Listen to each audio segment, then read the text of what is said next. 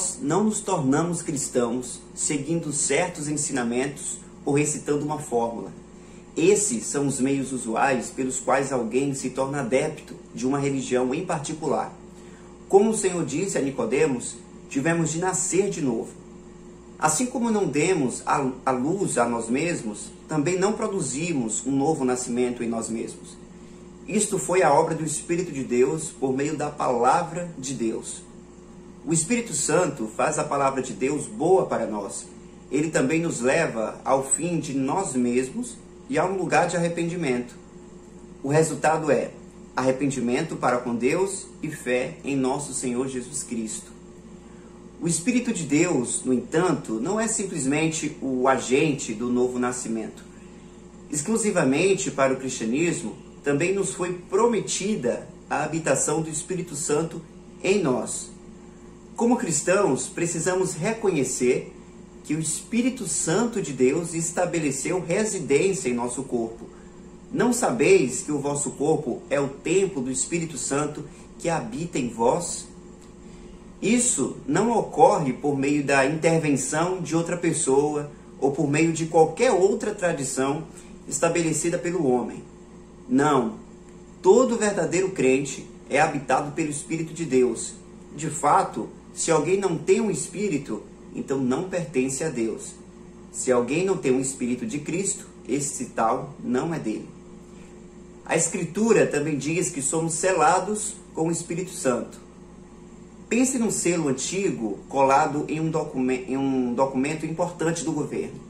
O selo é usado para estabelecer a origem e a autenticidade desses documentos. Da mesma forma, o Espírito Santo nos faz reconhecer que pertencemos a Cristo e que somos verdadeiramente salvos.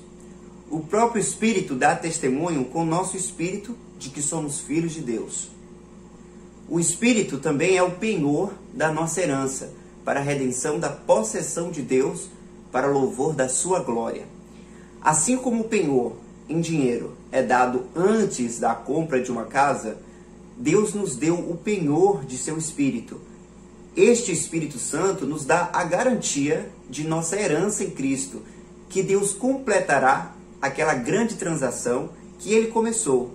Consequentemente, o Espírito Santo também nos lembra de que nossa herança não é nem agora, nem está na terra. Está conectada a Cristo em glória. O Espírito nos permite experimentar como será o céu antes de estarmos lá. Muitos cristãos apenas associam o Espírito Santo com a demonstração exterior de dons de línguas, cura e assim por diante. Esta é uma visão distorcida dos dons. O Espírito Santo é o poder da nova vida no crente. A Assembleia em Corinto estava muito ocupada com os dons do Espírito e em mostrá-los. Eles haviam esquecido a simples admoestação: andai em espírito e não cumprireis a concupiscência da carne. E que o fruto do Espírito é caridade, gozo, paz, longanimidade, benignidade, bondade, fé, mansidão, temperança. As coisas das quais estivemos falando não são reservadas para um grupo espiritualmente superior de cristãos, mas ao contrário, se relacionam diretamente com a caminhada cristã normal.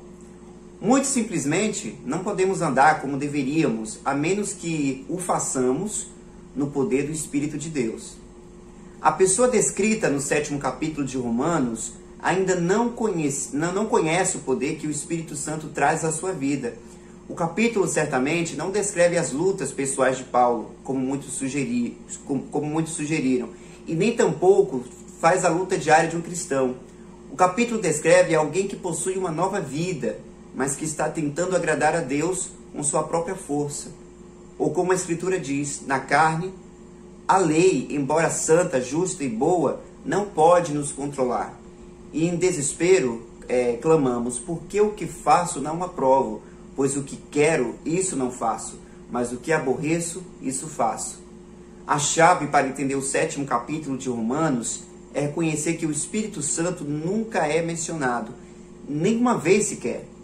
Em nítido contra este, encontramos nada menos que 20 referências ao Espírito Santo no 8º capítulo, onde temos nossa bendita libertação dos estames do pecado por meio do poder do Espírito Santo. A lei do Espírito de vida em Cristo Jesus me livrou da lei do pecado e da morte. O Espírito Santo nos dá poder para viver para a glória de Cristo. Finalmente, o apóstolo João, em sua primeira epístola, diz: "E vós tendes a unção do Espírito e sabeis tudo." Isso não fala de conhecimento natural, como saber os nomes de todos os reis e rainhas da Inglaterra, ou cálculos, ou segredos do DNA, e assim por diante. Em vez disso, o Espírito Santo nos dá a habilidade de discernir entre a verdade e o erro. Quando vier aquele Espírito de verdade, ele vos guiará em toda a verdade. Muitas outras coisas poderiam ser escritas sobre o Espírito Santo. É, no entanto, simplesmente meu desejo sincero de que cada um de nós possa entender plenamente que o Espírito Santo de Deus é real e habita dentro de cada verdadeiro crente. Este não é um objetivo espiritual ou uma experiência passageira. Isto tendo sido dito, também precisamos reconhecer que o grau em que o que sentimos do Espírito Santo agindo em nossa vida depende muito de como vivemos. Não entristeçais o Espírito Santo de Deus. Enchei-vos do Espírito. Uma garrafa cheia de entulho não pode conter muita água. E quem beberia dela? Se vivemos para nós mesmos, então o Espírito será excluído. Se, por outro lado, ao Espírito Santo for dado o controle de nossa vida e permitirmos que ele seja a fonte de todo pensamento e ação, então que diferença isso fará? Independentemente da circunstância ou a corrupção da verdade na cristandade, em princípio, não há razão para que, como cristãos, não sintamos o poder do Espírito Santo diariamente.